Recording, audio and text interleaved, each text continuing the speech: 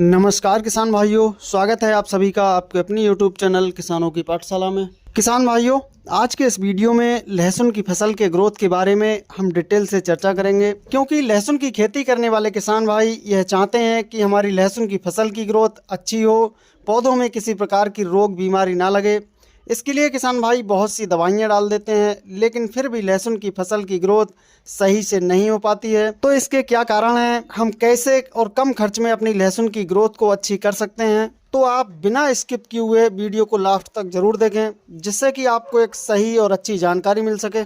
तो चलिए स्टार्ट करते हैं।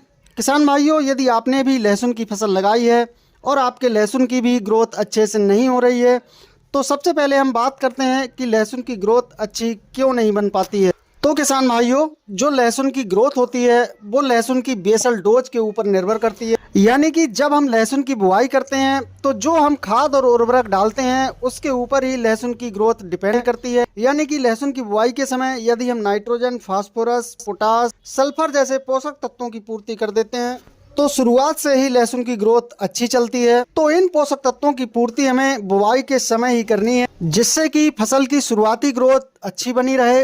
किसान भाइयों, यदि किसी कारणवश इन पोषक तत्वों की पूर्ति आप बुवाई के समय नहीं कर पाए हैं, तो जब आपकी लहसुन की फसल लगभग 30 से 35 दिन की होती है, उस समय इन पोषक तत्वों की पूर्ति हमें कर देना है। एक्चुअली में पौधों की ग्रोथ न होने का मुख्य कारण यही होता है कि पौधों में नाइट्रोजन, फास्फोरस, पोटास की कमी होना।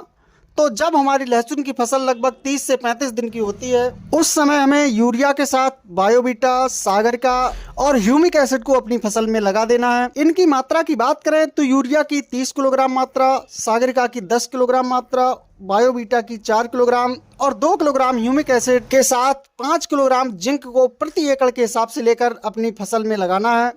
इनको लगाने के बाद आपको अपनी फसल में हल्की सिंचाई करनी है। जब आप लहसुन की फसल में इन खादों को लगाते हैं तो आप 4 से 5 दिन बाद देखेंगे कि आपकी लहसुन की फसल बहुत ही अच्छी तरह से ग्रोथ करके चलेगी और आपको अपनी फसल से एक शानदार उत्पादन देखने को मिलेगा।